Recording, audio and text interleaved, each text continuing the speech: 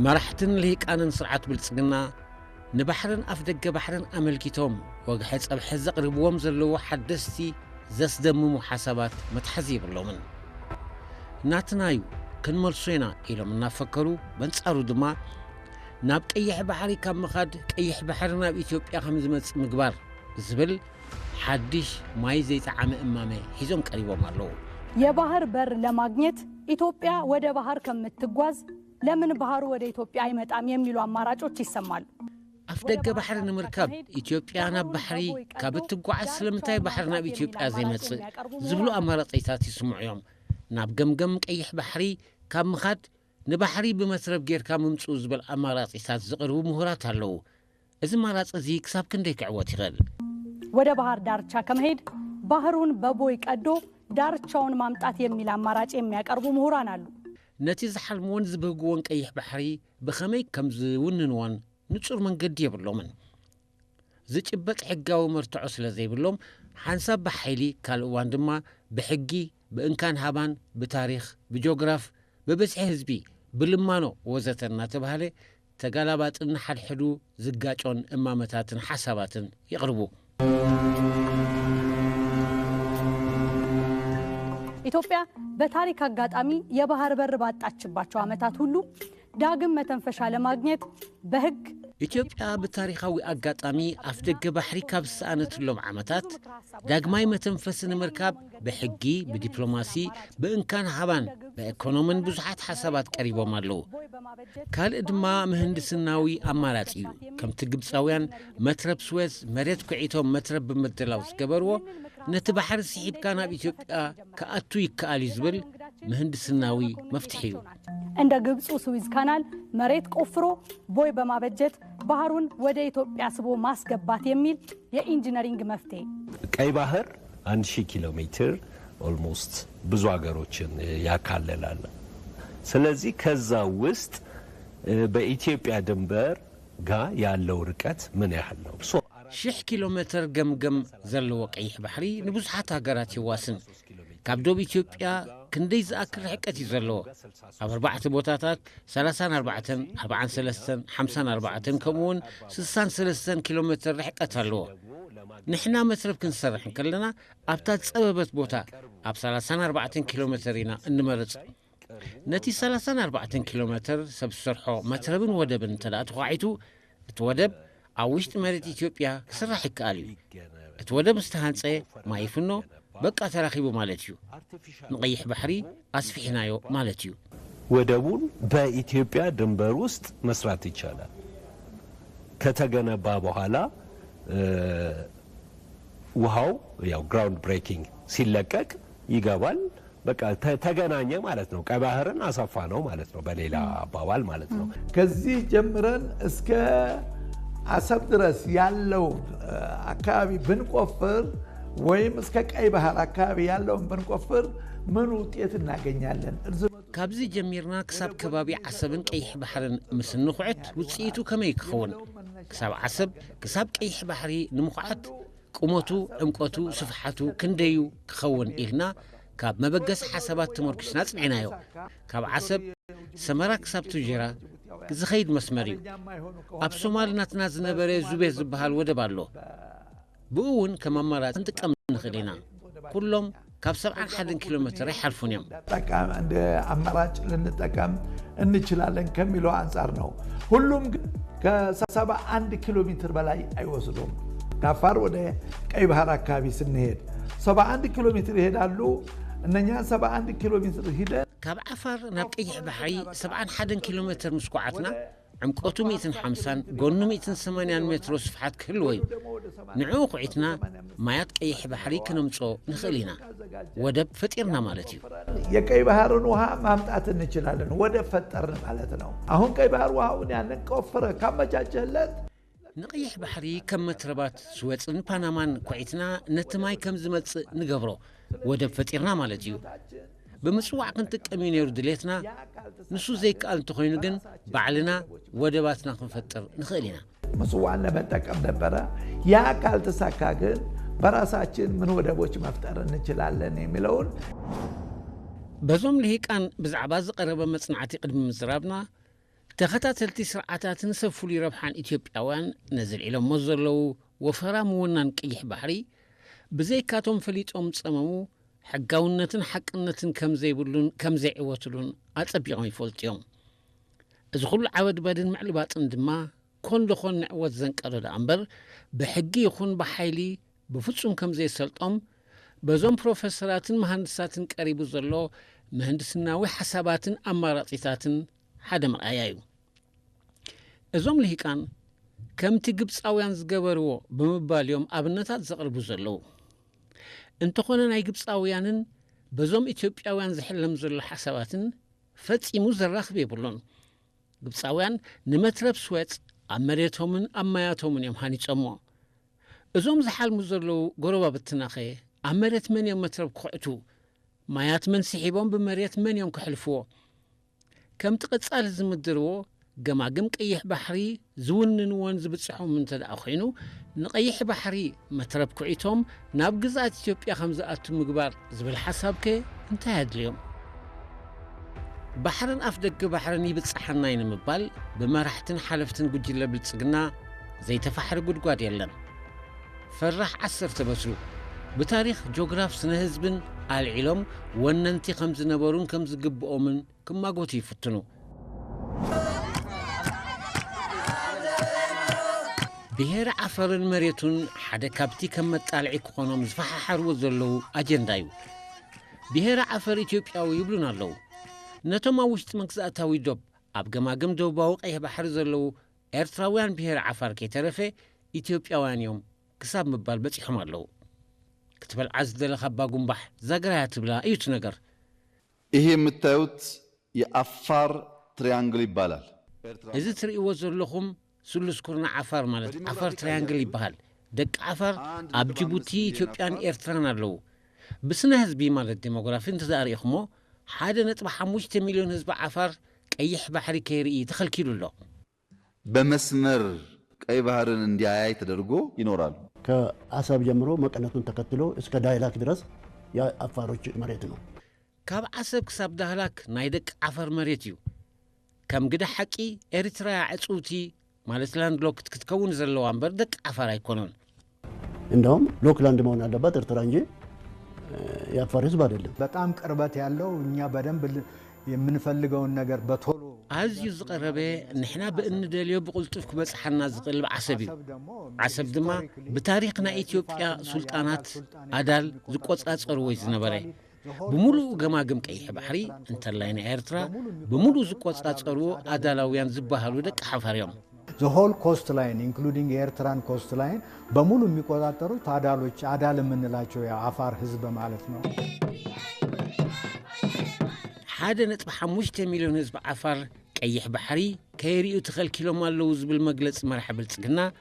عفار يكون كالوت بهرات يبزحي وحدو بتفترو يكون بحقي ኢትዮጵያ ትባል ሀገር ትኹን ብሄራታ ቀደም ይኹን ሕጂ ቀይሕ ባሕሪ ኣይምልከቶም እዩ መራሕቲ ብልጽግና ምጽሞ ዘለዎ መጉት ንኣህጉራዊ ሕጊ ዝጻረር ኣህጉራዊ ዶባት ሃገራት ዘዘናብልን ንሰላም ርግኣትን ቀርኒ ኣፍሪቃ ዝዘርግን እዩ ቅድምታ ኢትዮጵያ ተባሂላ ኣብ መበል 19 ክፍለ ዘመን ዝቆመት ሃገርን ኤርትራ ብመልክዕ ፌደሬሽን ብኢትዮጵያ ክሳብ እትጉበጥን ዓሰብ ካብ መሳፍንትን ሃጽያትን አቢሲኒያ ነጻ ኮይና ብሱልጣናት ደቂ ዓፈር ትመሓደር ዝነበረት ምስ ምእታዊ ጣልያውያንን ምሕንጻጽ መግዛእታዊ ዶባትን ድማ ኣካልታ ብ1890 ዶባታት ዝተነጸረ ኣብ ውድብ ሕቡራት ሃገራት ግዝእቲ ኢጣልያ ሃገር ኤርትራ ተባሂላ ናይ ዝተሰሜት ሃገር ወደባዊት ከተማ እያ ነይራ ብ1991 ድማ ከም ኩሉ ክፋላት ኤርትራ ብኸቢድ መስዋዕት ህዝቢ ኤርትራ ካብ መግዛእቲ ኢትዮጵያ ሓራ ኮይና ኤርትራዊት ወደባዊት ከተማ ኮይና ትቕጽል እዚ ኩሉ ብዛዕባ ዓሰብ ብኢትዮጵያውያን ዝቕርብ ዘሎ ዓጀውጀው ቅንጣብ ሓቅነትን ሕጋውነትን የብሉን 1300 ኪሎ ሜትር የቀይ ባህርን ኮስት በተን ብለው ቢሆን አፋሮች ይኖሩበታል በኤርትራ ያለውንም በጅቡቲ ያለውንም እስከ ፖርት ሱዳንም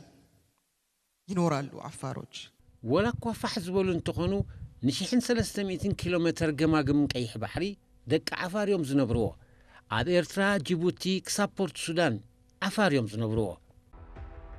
እዛ በዓልቲ ስልጣን ብልጽግና ተወላዲት ኢትዮጵያ ዓፋር ባህሊት እያ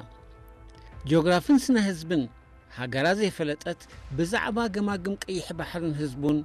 መን ኣበይ ከም ዝነብር ህዝቢ ኣኪባ ተስተምህራላ ኣብ ኤርትራ ኣየናይ ብሔር ኣበይ ይነብር ሕቶ ይኮነን ኣብ ዝመረጾ ብዝደለዮ መንገዲ ይነብራሎን ክነብር እውን እዩ ከምቲ ናቶም ብብሔር ቋንቋን ሃይማኖትን ዝተኸናኾት ህዝቢ የብልናን ንኣፍልጦን ኣፍልጦቶም ብጌጋ ተስተምህሮም ዘላ ግን እቲ ዝተጠቐሰ ንውሓት ገማግም ቀይሕ ባሕሪ ኤርትራ ብሔረ ዓፋር ብሔረ ራሻይዳ ብሔረ ሳሆ ብሔረ ትግራን ካልኦት ብሔራትን ዝሓቆፈን ብሓባርን ብስኒትን ዝነብርዎን ምዃኑ ክትፈልጦ ዝግባእ ሓቂ እዩ እንደዛ ተበትነው ግን የኢትዮጵያ ኬዝን ኢትዮጵያዊ ነኝ ካልክ በቂ ነው ወላ እኳ ፋሕ ዝበሉ እንትኾኑ ኢትዮጵያዊ የምባል እኹል እዩ ካብ ፖርት ሱዳን ክሳብ ራስ ዱሜራ ዘሎ ማሕበረሰብ ዓፋር ሓያል ሓላዊ ዶብን ንኢትዮጵያውነት ክብሪ ዝህብን እዩ ጠንካራ እንደሆነ አሁንም ኢትዮጵያዊነት ትልቅ ክብር የሚሰጠው ጉዳይ ነው በዛ አካባቢ ከዳህላክ ጀመረ ከምጽዋ ጀመረ እስከ ታጆራ ድረስ ያለውን ከ1000 ኪሎ ሜትር በላይ ያለውን ካብ ዳህላክ ክሳብ ምጽዋዕን ታጆራን ዘሎ 1000 ኪሎ ሜትር ገማግም ባሕሪ ብዘይካ ህዝቢ ዓፋር ካልኣኡ ዝነብር ህዝቢ የለን ደቂ ዓፋር ጥራዮም ዝነብርዎ ቀይ ባህር ጠረፍ በመሃል ሌላ ማንም ማህበረሰብ ሳይኖር ዓፋር ብቻ ነው የሚኖርበት በዛ ጠረፍ ላይ ቀደም ብሎም በአፄ ምኒልክ ጊዜም ቢሆን ኣቐዲሙ ኣብ ግዜ ሃፀይ ምኒልክ ሃፀይ ሃይለ ስላሴን ኢህኣደግን ኣብ ኢትዮጵያ ብልዕሊ ዝካየድ ፖለቲካዊ ምንቅስቃሳት ሓያል መርገፂ ዝነበሮ ህዝቢ እዩ ኢትዮጵያ ውስጥ በሚደረገው ማንኛውም ፖለቲካ እንቅስቃሴ ውስጥ በጣም ጠንካራ አቋም የነበረው ህዝብ ነው እዚ ሰብኣይ ናይ ብሓቂ አንፈቱ ስሒቱሎ ታሪክ ፖለቲካ ውትድርና ይተሓዋወሰሎ ብዘይ ካብ ኢትዮጵያ ኣብ ካልእ ዓፋር ዝበሃሉ የለውን ይብላሉ ንምዃኑ ንኤርትራን ህዝባን ክወርር አንቂሉ ኣገልጋሊ ልኡኽ ስርዓት ብልጽግና ከም ዝምዝራቡ ዘገርም ኣይኮነን ንኣይተ ጻድቃን ናሓቶ ግን ኣሎ ሃፀይ ምኒልክ ኣብ ዘመኑ መዓስ እዋን ምስ ህዝቢ ዓፋር ርክብ ዝነበሮ ምኒልክ ንደንከልን ዓሰብን ከ ረጊጽዎ ይፈልጥ ድዩ እቲ መልሲ ኣይፋልን እዩ ሃፀይ ምኒልክ ግዛት ኢጣልያን ዝነበረት ኤርትራን ገማግም ባሕራን ከይረግጽ ምእንቲ ብ1889 ኣብ ውጫለ ዝተገብረ ውዕል ነዚ ሕጂ ተሓዋውሶ ዘሎ ታሪክ እኹል መልሲ እዩ ዝጠፈሸ ነጋዳይ ናይ ቀደም መዛግብቱ ይፍትሽ ዝብል ምስላ ኣበዋት ንህሉ ኣካይዳ ስርዓት ብልጽግና ዘነጸር እዩ ባሕሪ ብጻሕናይ ንምባል ዘይተንከፍዎ ርእስቲ የለን ናይ መወዳእታ መጣልዒት ኢሎም ዝሓሰብዋ ደቂ ዓፋሪና ዝብሉ ተረፍ መረፍ ስርዓት ደርግን ተኸተልቲ ብልጽግናን ከምኡውን ዓለም ዝጠለመቶም ጀነራላትና ዝብሉ ኣኻኺቦም ዓፋር እትብል መዝሙር ክኸስዋ ይረአዩ ኣለዉ አፋሮች ቦርደር የላቸውም እኔ ብዙ ጊዜ ከነሱ ጋር ስለቆየሁ ዓፋር ዶብ የብሎምን ኣነ ብዙሕ ጊዜ ምስኦም ስለ ዝነበርኩ ሓደ ዓቢ ቀቢላ ካብ ኣጽቢ ውርድ ኢሉ ከነባ ወይ ድማ ፈረስ ድገ ኣብ ዝበሃሉ ቦታታት ትረኽቦ ካብኡ ሓሊፍካ እውን ካብ ቡሬ ክሳብ ኢራፋይለ ካብ ኣውሳ ክሳብ ዓሰብ ይርከቡ ኣብ ዘካይድዎ ናይ ንግዲ ምንቅስቃስ ኣብ ዓፋር ዶብ ዝበሃል የለን ከም ዝደለይዎ ይረኸቡን ይነግዱን ይሄ ቦርደር አርቲፊሻል ነው እንደፈለገ ነው የሚገናኙት የሚንቀሳቀሱት የሚነግዱት የሚሰሩት ኣብ ገማግም ባሕሪ ዘለዉ ብሔረ ዓፋር ይኹኑ ኣብ ካልኦት ከባቢታት ዝነብሩ ኤርትራውያን ነቲ ካብ ግዜ መሳፍንትን ሃጽያትን ጀሚሩ ክሳብ ዕለተ ናጽነቱ ብኢትዮጵያውያን ገዛእቲ ኣብ ልዕሊኡ ዝተፈጸመ ኣረመኔነት ግፍዒ ዝምታ ምጽናት ዓሌት ረሲዑ ንኢትዮጵያ ክብሪ ዝህብ ኤርትራዊ ኣሎ ኢሎም ምእማኖም ዘስደምም እዩ ትማሊ ብሰንኪ ገዛእቲ ስርዓታት ኢትዮጵያ ህዝቢ ዝተሰከሙ ኣድራዕ ዝወግአን ተረስዐ ዝተወግአ ግን ኣይርስዕን እዩ እቲ መልሱ ህዝቢ ዓፋር ንመሳፍንትን ሃጽያትን ኣቢሲንያ መሬቱ ዘየድፈረ ኣብ ግዜ ፖለቲካውን ብረታውን ቃልሲ ህዝቢ ኤርትራ ብኣብነት ዝጥቀሱ ሓያላት መራሕትን ተቓለስትን ዘፍረየ ነቶም ምእንቲ ናጽነት ሃገሮም በረኻ ዝወፈሩ ጀመርቲ ሰውራ ኤርትራ ህዝባዊ ሓይልታት ኣብ ከርሱ ዓቂቡ ዝተኸላኸለ ኣብ ጉዕዞ ቃልሲ ንናጽነት ምስ ኤርትራውያን ኣሕዋቱ መስዋዕቲ ዝኸፈለ ሕጂ እውን ዘይከም ሕልሚ ሰበስልጣን ብልጽግና ንሉኣላውነት መሬቱን ባሕሩን ብትብዓት ዝከላኸል ዘሎ ኤርትራዊ ህዝቢ እዩ ርሑቕ ከይከድና ኣብ ቅድሚቶም ኣብ ሓምሳታት መሰልና ረጊጾም ዝጓዕፀፁናን ዝጠለሙናን ውድብ ሕቡራት ሃገራትን ማሕበረሰብ ዓለምን ዳግማይ መሰልናን ናጽነትናን ብድምፅና ዝደራዕናሉን ረፈረንድም ኢትዮጵያዊ ስምዒት ኣለዎ ዝበሃል ዘሎ ህዝቢ ዓፋር ዝረኣየዎንን ውፅኢት ምርጭውን ድማ ንሓሶታትን ሕልምን ሰበስልጣን ብልጽግናን ዕሱባቶምን ህያው ኣብነት እዩ አክ ነሃራላ መሮቶም ሰነተክ ነሃራል نجدهتم فرصة أساكو ودري عالم دورة هيولت دورمي كدا من نتهيالك اليوم لأنه فرصة نمجدكي فرصة مدى دورايا الفرصة إن ذهبت لا ترجع أنه فرصة يولت دوره أوكا سعيدي فرحانا يفرحا قياس مالي مالك تيسي ولا نمو حياتك أي تيسي حياتها قبلي ሁሉም ኢትዮጵያ ውስጥ ያሉ ጎሳዎች የባህር በር ከምዞም ኣብ ኢትዮጵያ ዘለው ኣብ ካልኦት ሃገራት ዘለው ቀቢላታት ወይ ብሔራት ኩሎም ኣፍ ደገ ባሕሪ ኣለዎም ኣብ ካልእ ዘለው ሶማላውያን ኣብ ህንዳዊ ውቅያኖስ ኣፍ ደገ ባሕሪ ኣለዎም ናትና ሶማላውያን ግን ኣፍ ደገ ባሕሪ የብሎምን ኣብ ኢትዮጵያ ዘለው ደቂ ዓፋር ኣፍ ደገ ባሕሪ የብሎምን ኣሕዋቶም ግን ቀይሕ ባሕሪ ኣለዎም ኣብ ኢትዮጵያ ዘሎ ኦሮሞ ባሕሪ የብሉን ኣብ ኬንያ ዘሎ ግን ኣፍ ደገ ባሕሪ ኣለዎ ጅቡቲ ያለው ሶማሌ ግን ቀይ ባህርን አክሰስ ያደርጋል ሶማሌ ያለው ሶማሌ ደግሞ ቀይ ባህርንም ኣብ ጅቡቲ ዘሎ ሶማላዊ ቀይሕ ባሕሪ ኣለዎ ኣብ ሶማሊያ ዘሎ ሶማላዊ ቀይሕ ባሕርን ህንዳዊ ውቅያኖስን ይውንን ኣብ ኩሉ ዘሎ ሶማላዊ ባሕሪ እናተጠቕመ ኣብ ኢትዮጵያ ዘሎ ሶማላዊ እንታይ ስለ ዝበደለ እዩ ተኸልኪሉ ዘሎ ህዝብ እዚህም ካለ እዚያም ካለ ለምንድን ነው ለብቻ የተከለከለው እዞም መራሕትን ልሂቃንን ስርዓት ብልጽግና ኣበይ ናይ ዓለም ከም ዝነብሩን ኣበይ ከም ዝተማህሩን ዘገርም እዩ ኣብ ሶማል ዘሎ ሶማላዊ ባሕሪ ስለ ዘለዎ ኣብ ኢትዮጵያ ዘሎ ሶማላዊ ባሕሪ ክህልዎ ኣለዎ ዝብል ስነ መጎት ብልጽግና ብኸመይ ክግለጽ ከም ኣባሃልኦም ልኡላውያን ሃገራት ክፈርሳ ኣለዎን ኣብ ክልተ ጎረባብቲ ሃገራት ዝርከብ ናይ ሓደ ብሔር ህዝቢ ዶባት ፈሪሱ ክትሓወስ ኣለዎ ዶባት ክህሉ የብሉን ማለት እዩ ከም ስነ መጎት ስርዓት ብልጽግና ኣብ ካልኦት ሃገራት ዘሎ ብልጫታት ኩሉ ግድን ኣብ ኢትዮጵያ ክህሉ ኣለዎ ንመራሕትን ልሂቃንን ስርዓት ብልጽግና ኣነጺርካ ክግለጸሎም ዝድለ ኣብ ኢትዮጵያ ዘለው ሶማላውያን ኦሮሞን ዓፋርን ኣፍ ደገ ባሕሪ ንኽረኽቡ ካብቲ ተዓጺዮሞ ኣለዉ ዝበልኩሞም ናይ ኢትዮጵያ ዶባት መሬቶም ሒዞም ኣፍ ደገ ባሕሪ ናብ ዘለዎም መሰልቶም ኦጋዴን ናብ ሶማል ኦሮሞ ናብ ኬንያ ዓፋር ናብ ኤርትራ ወይ ጅቡቲ ቤኒሻንጉል ምስ ግድብ ኣባይ ናብ ደቡብ ሱዳን ክጽንበሩ ኣለዎ ማለት እዩ እዚ ብመራሕትን ልሂቃንን ስርዓት ብልጽግና ዝቐርብ ዘሎ ዘይቅርዑ መግለጺታት ነቲ ንዶባት ሃገራት ዝምልከት ብ1964 ብሕብረት ኣፍሪቃ ኣብ ዋዕላ ካይሮ ዝጸደቐ ሕጊ ዝጻረርን ዞባዊ ህውከትን ቀውስን ዝፈጥርን እዩ ከም መግለጺኦም እቲ ብጸቕቲ ኣሜሪካን እንግሊዝን ብ1948 ናብ ኢትዮጵያ ዝተጸንበረ ኦጋዴን ብህንዳዊ ውቅያኖስ ኣፍ ደገ ባሕሪ ንምርካብ ናብቲ ዝነበሮ ግዝኣት ሶማል ክምለስ ኣለዎ ማለት እዩ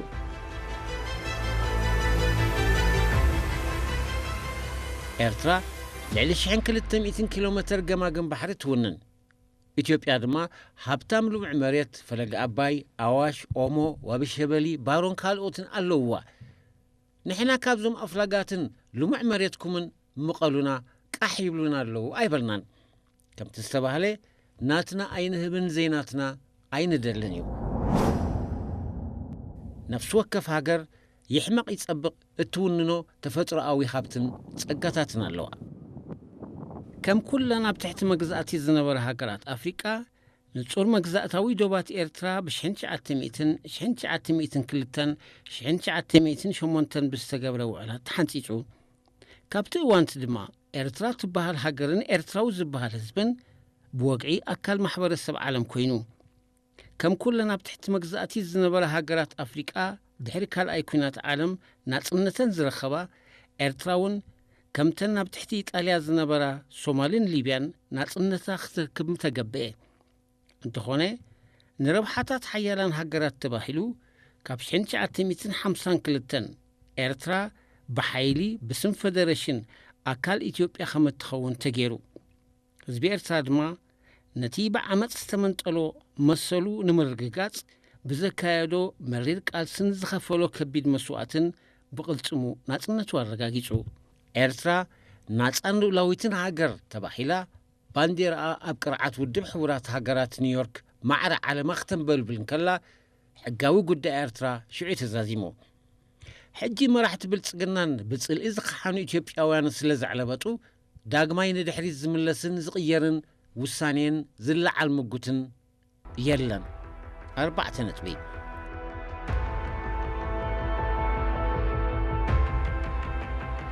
መራሕቲ ብልጽግና ፈለማ ይፍክሩ ትሒሮም ከም ቆልዓ ይበኽዩ ከም ሓያላት የጓዕበው ጽንሒሎም ድማ ብሰላማዊ መንገዲና ንደሊ ይብሉ ይስለጦም ኣይስለጦም ድፍረቶም ደረት የብሉን ልኡላዊ መሬትን ባሕርን ኤርትራ ሕምባሻ ኮይና እይ ተጓዓሚሙ ክወሃቦም ፈቐዶ ሃገራትን መራሕትን ክልሙን ይውዕሉ ኣለዉ በህጋዊና ንግግር ሊፈታ ይችላል ነው ብሕግን ልዝብን ክፍታሕ ይኽእል እዩ ንብዙሓት ሃገራት ተዛሪበ ኣለኹ ቤት ምኽሪ ክፈልጾ እንተተደልዩ ግን ንኣሜሪካ ቻይና ሩስያ ኤውሮጳን ኣፍሪቃን ተዛሪበ ኣለኹ ንቤት ምኽሪ ክገልጾ ዝደሊ ግን ናይ ኢትዮጵያ ኣፍ ደገ ባሕሪ ናይ ምውናን ጉዳይ ዘይተርፍ ስለ ዝኾነ በእጃኹም ሸምግሉና መፍትሒ ምጽኡልና ዝብል ይሕቶና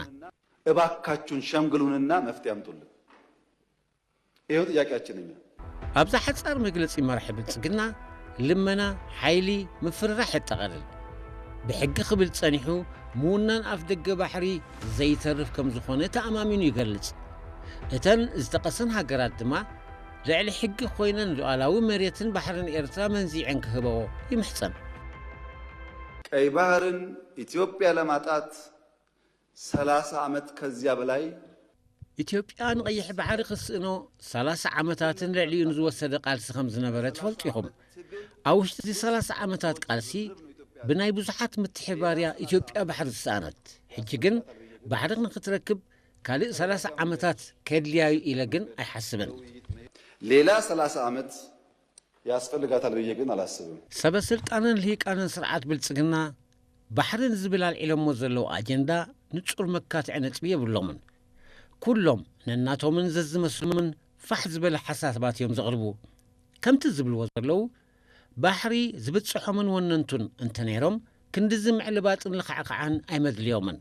የኤርትራ አሰብ ለኛ ይገባናል ስትል አንደኛው ኢንተርናሽናል ሕግን ተከትለህ ነው ምክንያቱም በመጀመሪያ ደረጃ ቲፒኤልኤፍ ወይንም ደግሞ ኢፒአርዲኤፍ በለው ከፈለክ ፈርመው ኤርትራን ነፃ ነች ብለው እንዲሁም ከፊት ሆነው በዩናይትድ ኔሽን አጸደቁ ሓሳብ ይግባአልና እዩ ክትብል ፈለማ ኣብ ኣህጉራዊ ሕጊ ተመርኪስካ እዩ ምክንያቱ ፈለማ ኢህኣደግ ኤርትራ ናፃያ ኢሎም ፈሪሞም ኣብይ ምስ መፀ ድማ ስዑዲ ኸይዱ ምስ ኢሳያስ ተፈራሪሙ ኣብ ቅድሚ መንግስቲ ስዑዲ ልኡላውነት ክልቲአን ሃገራት ክንኽብር ተሰማሚዕና ኣለና ኢሎም ፈሪሞም በዚ ምክንያት እዚ ድማ ተሸላሚ ኖቤል ኮይኑ ሁለታችንም የሁለታችንንም ሶቨርን ራይት በአገር ደረጃ ልናከብር ተስማምተናል ብለው ኖቤል ፕራይስ የሚያገኘው በዛ ምክንያት ነው ኣብዚ ክንጸር ዘለዎ ህዝቢ ኤርትራ ናጽነቱ ብቕልጽሙን ድምፁን ደኣምበር ብትካቦ ልማኖን ብምድንጋጽን ናይ ዝኾነ ወገን ኣየረጋገጸን ንኢህኣደግ ይኹን ንማሕበረሰብ ዓለም ኣይለመነን ንሰሙን ኣይተኸብሉን ተጋዳላይ ኢሳያስ አፈወርቂ ኣብ ቀዳማይ ዋዕላ ኢህኣደግ ኣብ ኣዲስ ኣበባ ተረኺቡ ናጽነትና ፍልጡልና ኣይበለን እኳ ደኣ ኣብ ማእከሎም ተረኺቡ ብኹርዓት ብዛዕባ ኤርትራ ዘለዎም መርገጽን ናይ መጻኢ ኣንፈታቶምን እዩ ሓቲትዎም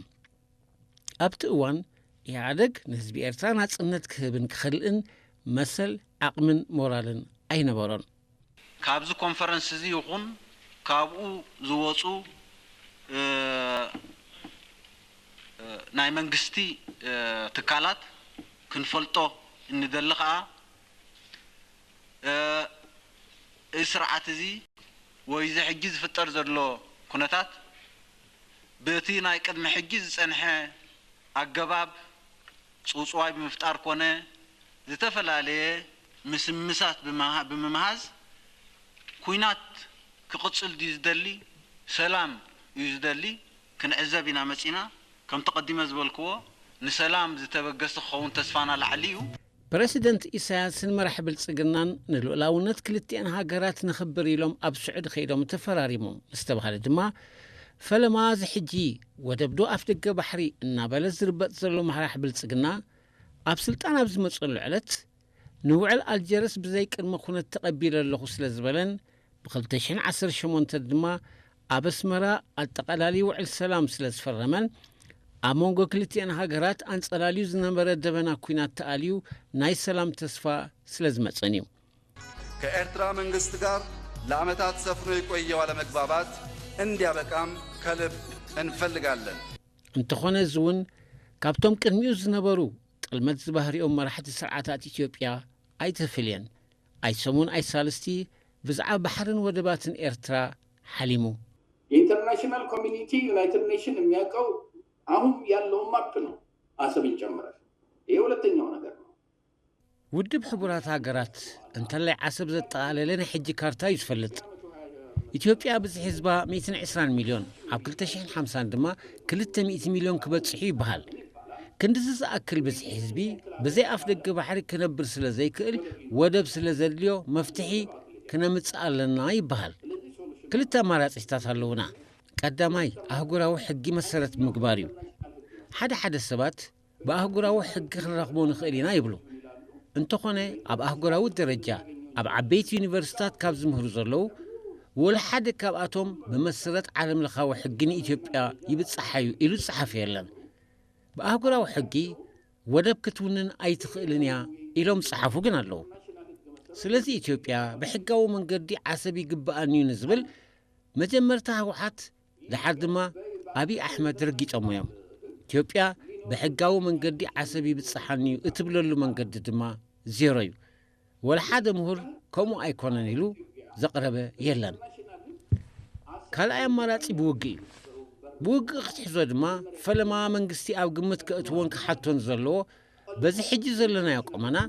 ንዓሰብ ብኩናት ስዕርና ምውናን ጥራይ ዘይኮነ ብቐጻልነት ክንጥቀመሉ ብእንኽእል መንገዲ ዓቂብና ጸጥኡ ክነውሕስ ዓቕሚ ኣለና ዶ?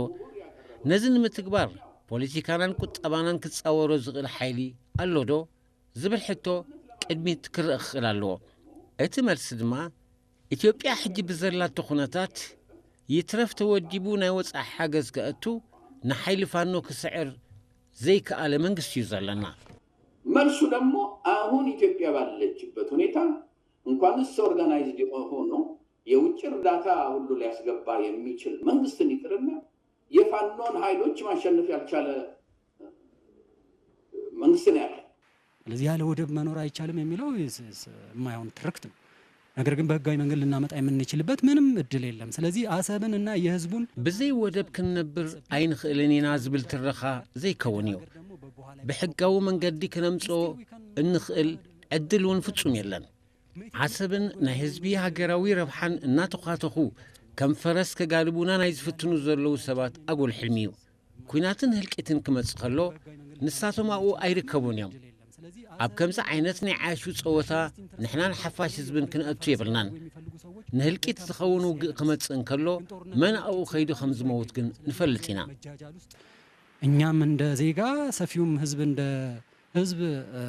መግባት የለበትም። ለልቂት የሚሆን የጦርነት ምልመላ ሲመጣ እየሄደ የሚሞተው ማን እንደሆነ እናውቃለን። ኣብዚ እዋን ብልሂቃንን ሰበስልጣንን ብልጽግና ዝረአን ስማዕን ዘሎ ጽላልን ዳንኬራን ንጎን ገዲፍና እቲ ኣባይታት ዘሎ እዚ ሰማዕናዮ ውሕዳት ለባማት ኢትዮጵያውያን ዝህብዎ ዘለዉ ትንተና እቲ ሓቅን ክውንነትን እዩ። ድሕሪ መላእ ናጽነት ወደባት ኤርትራ ንኢትዮጵያ ሙሉእ ኣገልግሎት ሂብ ከም ዝነበረ ስኑት ታሪኽ እዩ። ኢትዮጵያውያን ነቲ ባዕሎም ዝተሓሰምዎ ወደባትን ኣፍ ደገ ባሕርን ኤርትራ ሎሚ ተመሊሶም ተዓጺና ተኸልኪልና እናተባህለ ዝገብርዎ ዘለዉ ዋጭዋጭ ወላ እኳ ነቲ ዝደፍእዎ ዘይሓፍስዎ እንተኾኑ ተሃዊኸን ይደፍኦ ተመሊሰን ይሓፍስኦ ኢልናዮም ኣለና። ቀይ ባህርን በሚመለከት በተደጋጋሚ አንስቻለሁ። ደግሜ አቋሜን ለመግለጽ እንዲመቸኝ እስራኤል የጎላን ተራራ ለምን ያዘች? ብዛዕባ ቀይሕ ባሕሪ ብተደጋጋሚ ተዛሪበ ኣለኹ። ደጊመ መርገጽ ኣይከነጽር። እስራኤል ስለምንታይ ንጎቦታት ጎላን ተቆጻጺራ? እስራኤል ንጎላን ስቆጻጸረቶ ንሃገራዊ ድሕነታ ንህላዊ ኣሽግር ንኸየጋጥማ ኢላ ስለ ዝኣመነት እዩ ኢትዮጵያ ኣፍ ደገ ባሕሪ ኣየድልያን ኢሉ ዝኣምን ንሕጊ ተፈጥሮ ሰሓተ እዩ ሰብ ይወልድ ይዓቢ ይኣርግ ይመውት ተፈጥሮ ስለ ዝኾነ ቀይሕ ባሕርን ኢትዮጵያን ድማ ከምኡ እዩ ይመስለኛል ሰው ይወለዳል ሰው ያድጋል ሰው ያረጃል ሰው ይሞታል ይሄ ተፈጥሮ ነው ቀይ ባህርና ኢትዮጵያም እንደዚሁ ናቸው አንጭዋ ክንደ ሓርማስ ክኸውን የላ ተተኩሳ ሞተት ህውተታ መርሕ ብልጽግና ነዛ ኢትዮጵያ ትበሃል ሃገር ናበዩ ከምርሓ ቀሲልካ ዝረአዩ እስራኤል ብ1967 ንጎላን ንሩእላዊ መሬት ሶርያ ብዓመፅን ሓይልን ስለ ዝጎበጠቶ ኢትዮጵያ ድማ ንቀይሕ ባሕሪ ብሓይሊ ክትቆጻጸሮ ኣለዋ ይመገትኡ ቀይሕ ባሕሪ ንምቁፅጻር እተካይዶ ዘለኻ ዘመተን ወተሃደራዊ ምቅረባትን ድማ ዓቕሚ ይሃብካዩ መልስና ወግሐ ጸብሐ ካብ መራሕቲ ብልጽግና ዘስደምሙ መግለጺታት ምስማዕ ኣየቋረጽናን ኣብ ዓሰብ ዘሎ ትካላት መንግስቲ ኢትዮጵያ ሃኒጽዎሞ ምለሱልና ድማ ይበሃል ኣሎ አሰብ ላይ የኢትዮጵያ መንግስት ፖርት ገነባ ኤርፖርት ገነባ መንገድ ገነባ ሪፋይነሪ ገነባ መንግስቲ ኢትዮጵያ ኣብ ዓሰብ ወደብ ባዕርፎ ነፈርቲ መንገዲ ሪፋይነሪ ሃኒጹ ምስ ተባእስናት ሃብቲኡ ተሪፉ መንግስቲ ኢትዮጵያ መጻረይ ነዳዲ ወደብ ማዕርፎ ነፈርቲ እንተዝወስድ ብኸመይ ክረአ ይከኣል መንግስት ሪፋይነሪውን ፖርቱን ኤርፖርቱን ቢወስድ ከዚህ አንጻርስ እንዴት ነው የሚታየው